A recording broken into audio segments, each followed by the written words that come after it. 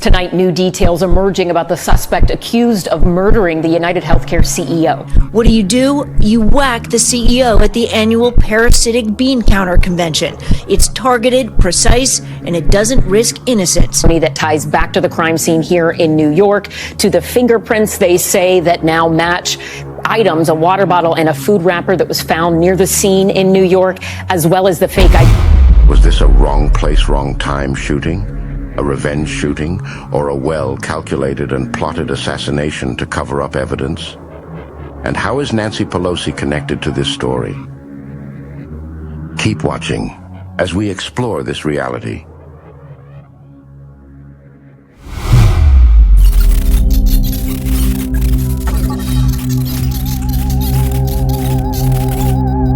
In a world filled with mysteries, questions, and conspiracies, #AwakeYet offers real-world information to provide answers that will help you think outside the box, to offer alternatives to perceived reality that we have been led to believe.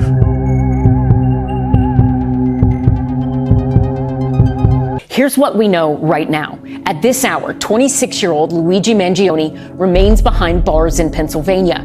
But investigators announcing today they've made significant progress connecting him to the attack. So let's go through the evidence that police have publicly said they have. We have now learned that Mangione had a notebook on him where he allegedly wrote about targeting a CEO. That notebook is separate from the 3-page manifesto where he claimed he was working alone. Then there's Mangione's fingerprints. Police say that fingerprints taken in Pennsylvania match fingerprints that were found at the crime scene in New York. Then there's the gun that was found on him in Pennsylvania. That, according to police, matches 3 shell casings that were also discovered at the scene. Then there's the fake ID. This was reportedly used at a hostel in New York before the shooting, and it was found on him when he was arrested by police in Pennsylvania.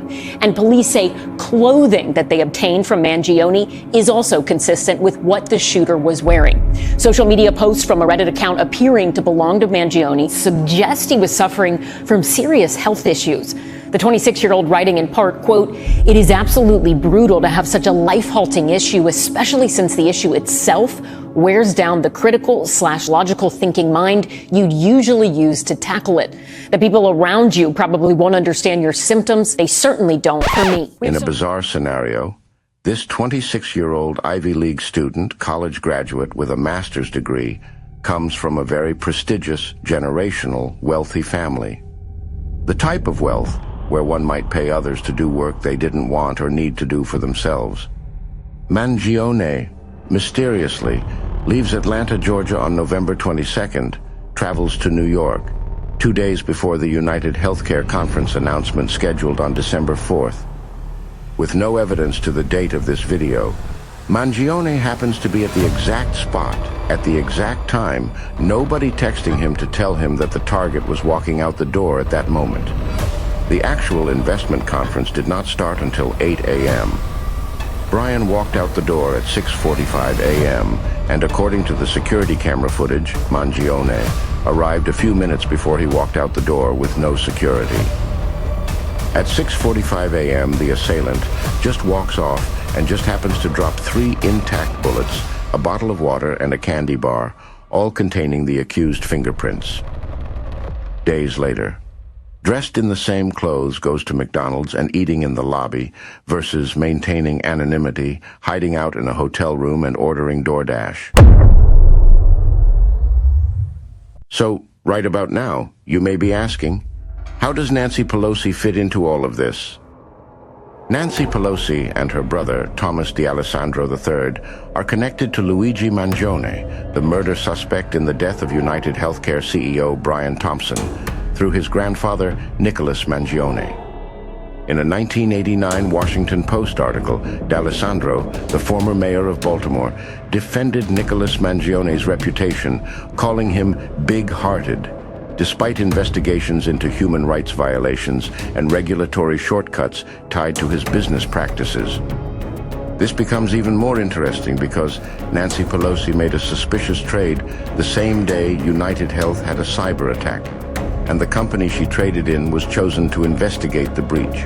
New details are surfacing tonight about a lawsuit against Thompson and other United Health Group executives, accusing them of insider trading. Jessica Hart has more on the lawsuit and what it could mean for the overall investigation. For the past couple of years, United Health has been at the center of controversy.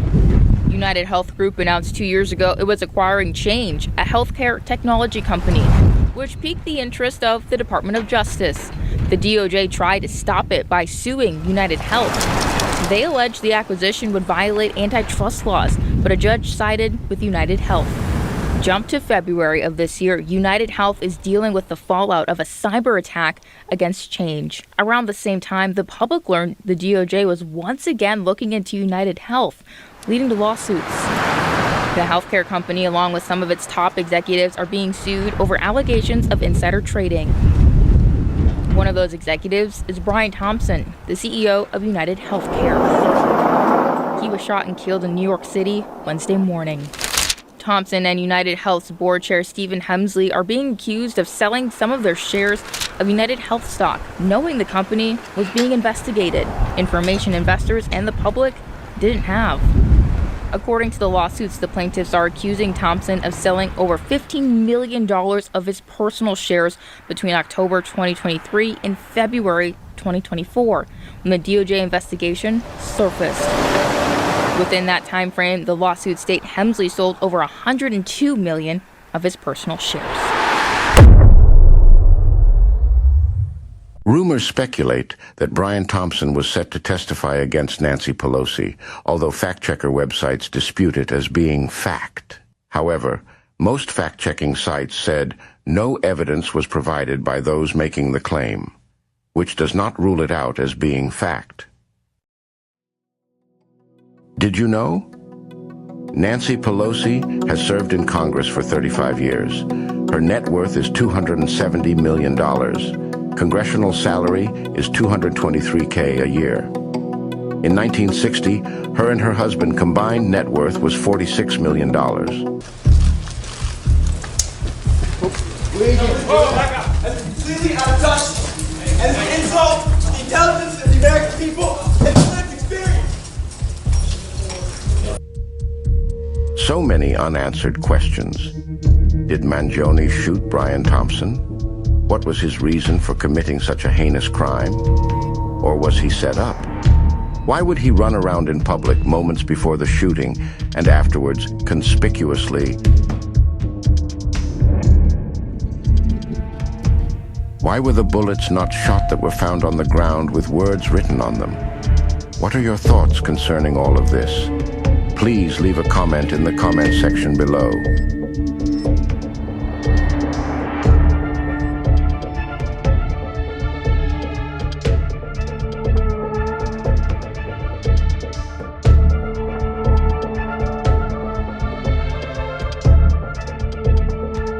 In some dark corners, this killer is being hailed as a hero. Hear me on this.